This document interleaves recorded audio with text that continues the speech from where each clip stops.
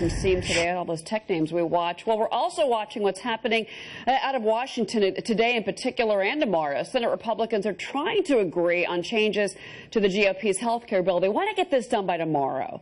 Let's bring in Patrice Lee Onwuka. She's a senior policy analyst at the Independent Women's Forum, and Capri Cafaro. She's an executive in residence at American University School of Public Affairs, also a contributor, we should say, to the Washington Examiner. Ladies, good morning. Good morning. Good morning. Patrice, I want to start with you and talk about the realistic possibility they can get this done by tomorrow. It is a Friday, and we're going to a holiday weekend. Are you optimistic?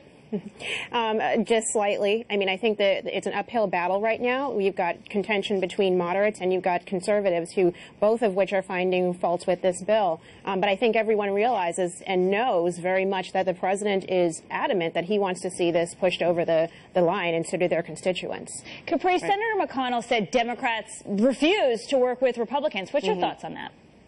Well, I mean, I think if we are serious about actually producing strong policy, Democrats and Republicans alike do need to come to the table.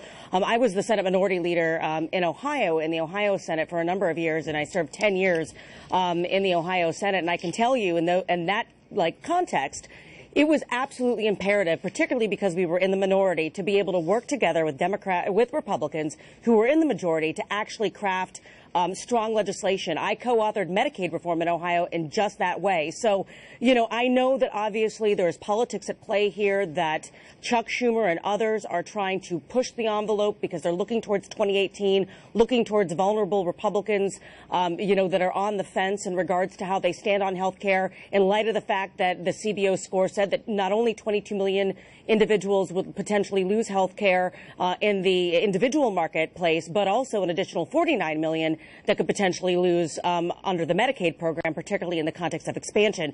So I do think that, you know, for the betterment of the country, we do need to put politics aside. Sure. But the reality inside the swamp is that's not going to happen. Well, I was going to say that when you were saying that, those last few lines, I thought to myself, Patrice, to you, is that, you know, it looks like Chuck Schumer, he can say what he will in front of a camera. They're not going to really play along with the Republicans. Obstructionism is the name of the game with the Dems. And then critics are saying within the Republican Party, Patrice, that with that infighting, that there's several sticking points that they just aren't going to be able to get through, in particular with Medicaid. What are your issues on that side? Well, I think there's concern about the expansion of Medicaid, keeping kind of the rollback until 2023 rather than some suggest maybe 2020. The idea, though, that just my other colleague on the panel here, you know, the CBO talked about 22 million people losing health care coverage, but 15 million of those people are choosing not to have coverage at all because the personal mandate is eliminated. And that's you know, I mean, part of the reason why we needed a personal mandate through the ACA was so that people would buy into the system. Otherwise, people would not want to do it. So you've got Republicans who are saying, hey, listen, those who expanded in their states, they're saying we want to see this expanded, but there are those who are looking at the taxpayer, particularly federal taxpayers, who've had to foot the bill for this expansion, particularly among those who are single without children, and not just, you know, elderly moms with young kids. Well, Capri, final 20 seconds here. Just to wrap this up, we expect a surprise from the president on the health care bill. Do you expect two versions, as Senator Rand Paul has suggested?